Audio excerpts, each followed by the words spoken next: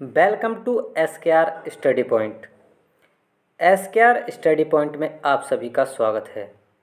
दोस्तों, मेरा नाम है रंजीत सिंह और आप देख रहे हैं एसकेआर स्टडी पॉइंट। दोस्तों, आज है 21 जून 2021 और आज मैं लेकर आया हूं आपके लिए 21 जून 2021 के करंट अफेयर्स के सभी महत्वपूर्ण प्रश्न। दोस्तों, मैंने इस वीडियो में 21 जून के सभी महत्वपूर्ण प्रश्न और उससे संबंधित फैक्ट लिख दिए हैं जो आपकी परीक्षा की दृष्टि से बहुत ज़्यादा महत्वपूर्ण रहने वाले हैं।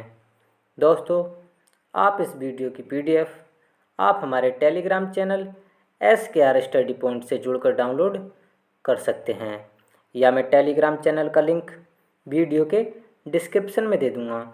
आप वहां से भी जाकर हमारे चैनल से जुड़ें और वीडियो की PDF वहां से डाउनलोड कर सकते हैं।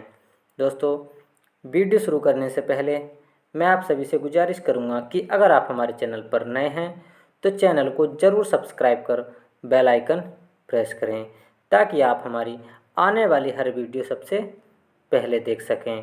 तो चलिए वीडियो शुरू करते हैं। आपका पहला प्रश्न है कि ज्ञानपीठ पुरस्कार विजेता लेखक अमिताभ घोष की नई पुस्तक कब रिलीज होगी? तो दोस्तों, इसका राइट आंसर हो जाएगा अक्टूबर में।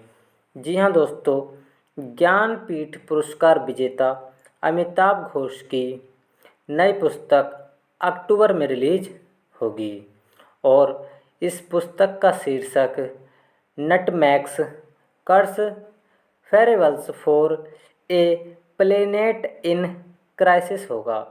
इस पुस्तक का शीर्षक क्या होगा? The nutmeg's curse parables for a planet in crisis Amitabh Ghosh की नई पुस्तक का शीर्षक होगा जो कि अक्टूबर में रिलीज की जाएगी। दोस्तों, इनकी पुस्तक का शीर्षक क्या होगा? तो इनकी पुस्तक का शीर्षक होगा the nutmeg's curse parables for a planet in crisis Amitabh Ghosh की पुस्तक का शीर्षक होगा। दोस्तों, इस पुस्तक में अमिताभ घोष ने जायफल की कहानी के माध्यम से दुनिया भर पर औपनिवेशवाद के प्रभाव का इतिहास बताते हैं। कौन बताते हैं? अमिताभ घोष जायफल की कहानी के माध्यम से इस पुस्तक में अमिताभ घोष दुनिया पर उपनिवेशवाद के प्रभाव का इतिहास बताते हैं। दोस्तों, अमिताभ घोष को 2007 में पद्मश्री और 2018 में 54 विज्ञानपीठ पुरस्कार से भी सम्मानित किया।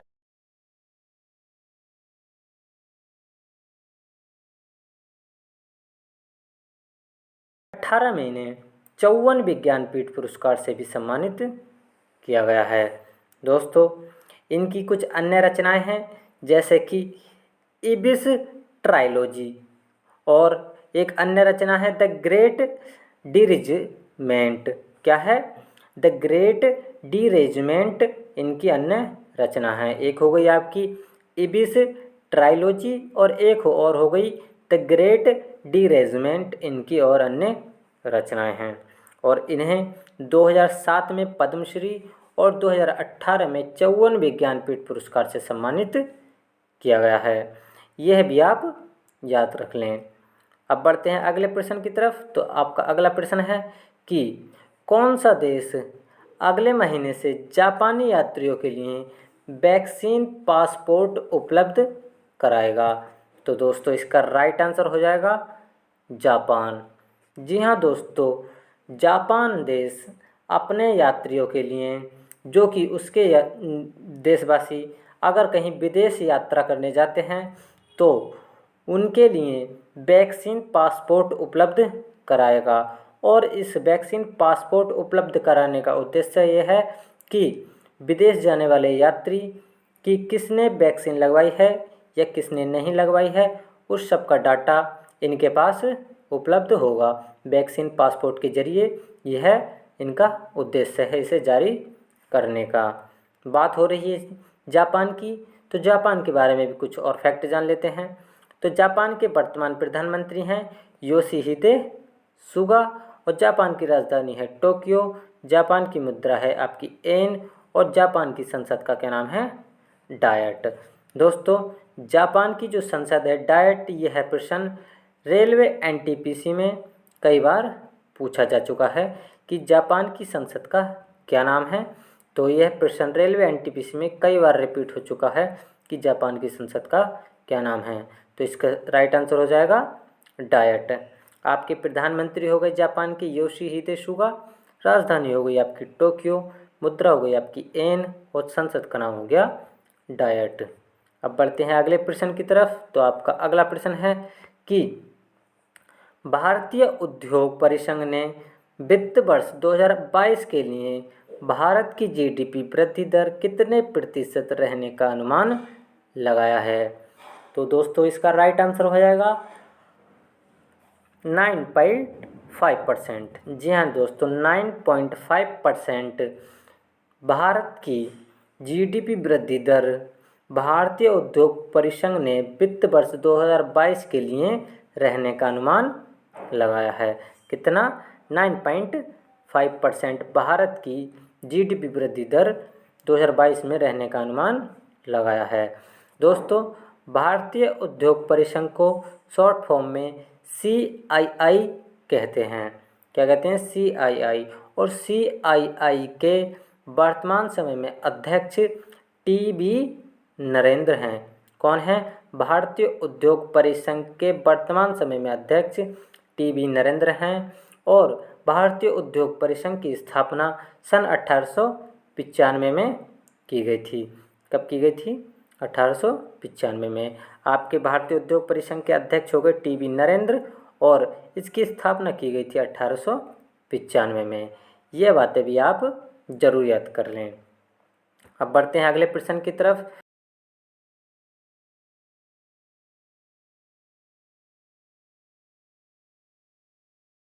संघ है कौन सा? भारतीय उद्योग परिसंघ जो है यह एक गैर सरकारी व्यापार संघ है, भारतीय उद्योग परिसंघ। अब बढ़ते हैं अगले प्रश्न की तरफ। तो आपका अगला प्रश्न है कि 21 जून को कौन सा दिवस मनाया जाता है? तो दोस्तों, इसका राइट आंसर हो जाएगा आपका अंतर्राष्ट्रीय योग दिवस। जी हाँ दोस्तों, 21 जून को राष्ट्रीय और अंतर्राष्ट्रीय स्तर पर अंतर्राष्ट्रीय योग दिवस मनाया जाता है 21 जून को। और दोस्तों, यह पहली बार 21 जून 2015 को मनाया गया था और 21 जून 2014 को पहली बार संयुक्त राष्ट्र महासभा ने इसे सर्वसम्मति से अपनाया था। और संयुक्त राष्ट्र महासभा के 193 जो कि इस समय वर्तमान समय में सदस्य देश हैं 193, उस समय कम थे, तो उस समय के सदस्य देशों में से 175 सदस्य देशों ने इसका समर्थन किया था कि 2015 से अगली बार से यानी कि 21 जून को अंतर्राष्ट्रीय योग दिवस मनाया जाएगा। तो यह 21 जून 2014 को पहली बार संयुक्त राष्ट्र महासभा ने इसे सर्वसम्मति से अपनाया था और इस पर 175 सदस्य देशों ने इसका समर्थन भी किया था। दोस्तों, यह पहली बार कब मनाया गया था? तो यह 21 जून 2015 को मनाया गया था और इसे संयुक्त राष्ट्र महासभा ने कब इसे सर्वसम्मति से अपनाया? तो इसे 21 जून 2014 को संयुक्त राष्ट्र महासभा ने इसे सर्वसम्मति से अपनाया था। और 2016 में यूनेस्को ने योग को एक अमूर्त सांस्कृतिक विरासत के रूप में सूचीबद्ध भी किया है। क्या? कि 2016 में यूनेस्को ने योग को एक अमूर्त सांस्कृतिक विरासत के रूप में भी सूचीबद्ध किया है। यह पॉइंट भी आप अवश्य याद कर लें, यह आपकी परीक्षा की दृष्टि से महत्वपूर्ण रहने वाला है। दोस्तों, 21 जून को जो अंतर्राष्ट्रीय योग दिवस मनाया जाता है, इस बार 2021 में इसकी थीम क्या है? तो इसकी थीम है योग फॉर वेल बीइंग। 2021 में 21 जून के अंतर्राष्ट्रीय योग दिवस की थीम है क्या है? योग फॉर वेल बीइंग अंतर्राष्ट्रीय योग दिवस की थीम है इस बार की।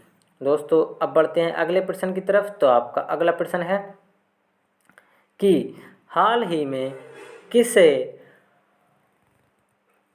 स्नोफ्लैक global innovation partner of the year का पुरस्कार मिला है? तो दोस्तों इसका राइट आंसर हो जाएगा LTI। जी हाँ दोस्तों, LTI को ही हाल ही में Snowflake global innovation partner of the year का पुरस्कार मिला है। तो उसका राइट आंसर हो जाएगा LTI। LTI की फुल फॉर्म होती है लार्सन एंड टूब्रो इन्फोटेक। क्या होती है? Larsen and Toubro infotech LTI की फुल फॉर्म होती है। दोस्तों अब बढ़ते हैं अगले प्रश्न की तरफ। तो आपका अगला प्रश्न है कि हाल ही में किसने लैंड फॉर लाइफ अवार्ड 2021 जीता है? तो दोस्तों इसका राइट आंसर हो जाएगा फैमिलियल फॉरेस्ट्री। जी हाँ दोस्तों, फैमिलियल फॉरेस्ट्री जो कि जलवायु कार्यकर्ता सुंदर वो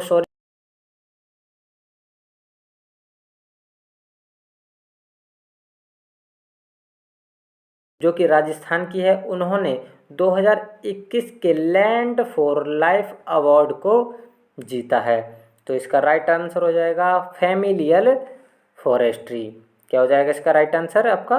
फैमिलियल फॉरेस्ट्री ने ही 2021 में लैंड फॉर लाइफ अवार्ड 2021 जीता है। और यह फैमिलियल फॉरेस्ट्री जो है यह जलवायु कार्यकर्ता श्याम सुंदर ज्ञानी की एक पर्यावरण अवधारणा है। और इन्होंने यह पिछले 15 वर्षों में इन्होंने छात्रों और रेगिस्तानी निवासियों की सक्रिय भागीदारी के साथ 2.5 मिलियन से अधिक पौधे लगाए हैं राजस्थान की मरुस्थलीय भूमि पर। कहाँ पर? राजस्थान की मरुस्थलीय भूमि पर इन्होंने पिछले 15 वर्षों में 2.5 मिलियन से अधिक पौधे लगाए हैं। तो इसका राइट आंसर हो जाएगा आपका फैमिलियल फॉरेस्ट्री, जो कि राजस्थान की एक जलवायु कार्यकर्ता पर्यावरण अवधारणा है श्याम सुंदर ज्ञानी जी की। दोस्तों अब बढ़ते हैं अगले प्रश्न की तरफ। तो आपका अगला प्रश्न है कि हाल ही में आयरलैंड के किस क्रिकेटर ने वनडे से संन्यास की घोषणा की है? तो दोस्तों इसका राइट आंसर हो जाएगा केविन ओब्रायन ने। जी हाँ दोस्तों, केविन ओब्रायन ने ही हाल ही में अंतर्राष्ट्रीय क्रिकेट के वनडे से संन्यास लेने की घोषणा कर दी है। और यह केविन ओब्रायन जो हैं यह आयरलैंड के क्रिकेटर हैं। इन्होंने वनडे क्रिकेट से संन्यास लेने की घोषणा कर दी है। इसे भी आप अवश्य याद कर लें। दोस्तों अगर आपको हमारी वीडियो थोड़ी सी भी हेल्पफुल लग रही हो तो आप हमारे चैनल को ज़रूर सब्सक्राइब करें। दोस्तों अब बढ़ते हैं अगले प्रश्न की तरफ। तो आपका अगला प्रश्न है कि हाल ही में किसने कोविड-19 इलाज पर 3.2 अरब डॉलर्स खर्च करने की घोषणा की है? तो दोस्तों इसका राइट आंसर हो जाएगा अमेरिका। जी हाँ दोस्तों, अमेरिका ने ही कोविड-19 इलाज पर 3.2 अरब डॉलर खर्च करने की घोषणा की है। तो इसका राइट आंसर अमेरिका हो जाएगा। दोस्तों अमेरिका ने जो कि अन्य महामारियां बीमारियां हैं और जो भविष्य में होने वाली हैं उनके इलाज के लिए एंटीबायोटिक गोलियां बनाने और चिकित्सा की जो महत्वपूर्ण दवाइयां हैं उन पर यह 3.2 अरब डॉलर्स खर्च करने की घोषणा की है, जो कि कोविड-19 और अन्य संक्रामक महामारियां बीमारियां हैं जो कि भविष्य में होने वाली हैं उनके लिए एंटीबायोटिक गोलियां बनाने के लिए अमेरिका ने 3.2 अरब डॉलर खर्च करने की घोषणा की है। तो इसका राइट आंसर हो जाएगा आपका अमेरिका। दोस्तों अमेरिका के बारे में भी कुछ और बातें बता दूं आपको। तो अमेरिका के वर्तमान राष्ट्रपति कौन हैं? तो वो हैं आपके जो बाइडन। उपराष्ट्रपति हैं आपकी कमला हैरिस और राजधानी है अमेरिका की वॉशिंगटन DC।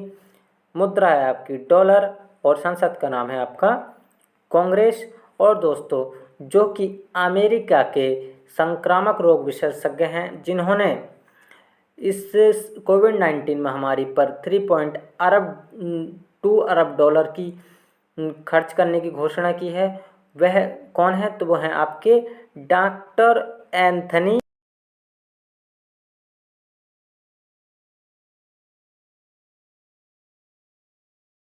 पर खर्च करने की घोषणा की है। तो इसके अमेरिका के संक्रामक रोग विशेषज्ञ भी कौन है? Doctor Anthony foci. यह भी आप अवश्य याद रख लें। तो अमेरिका के राष्ट्रपति हो गए आपके जो बाइडन, उपराष्ट्रपति हो गई आपकी कमला हैरिस, राजधानी हो गई आपकी वॉशिंगटन डीसी,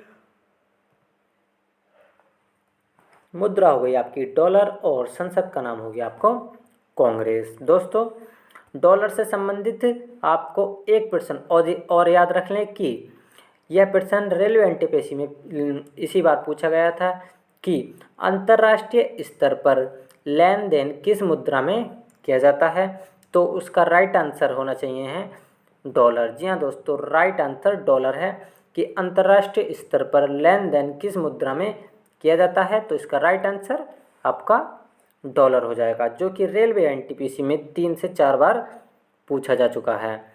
दोस्तों अब बढ़ते हैं अगले प्रश्न की तरफ। तो आपका अगला प्रश्न है कि 20 जून को कौन सा दिवस मनाया जाता है?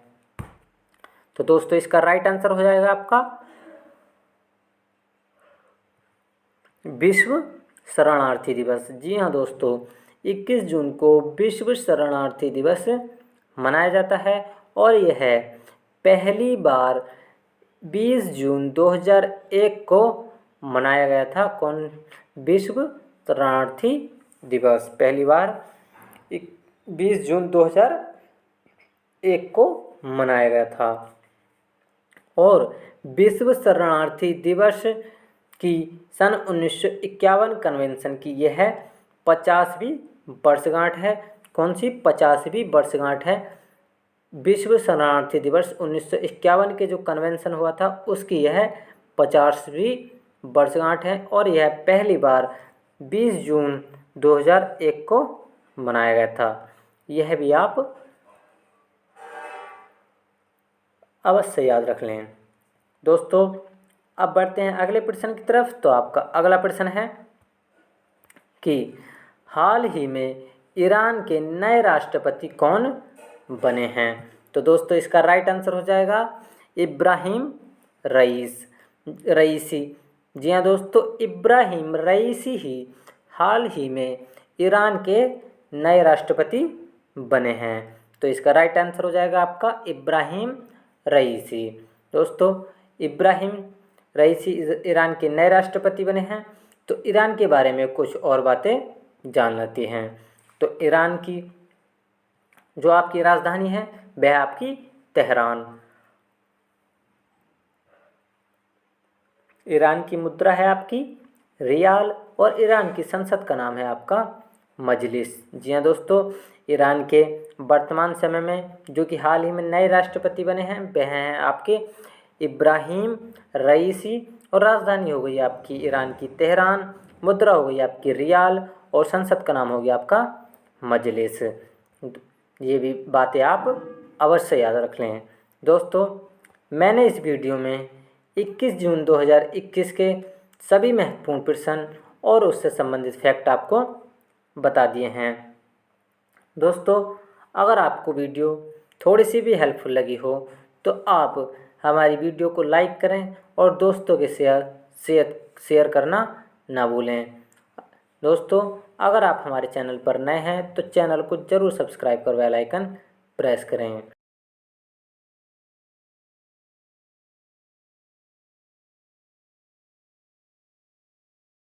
Bye bye.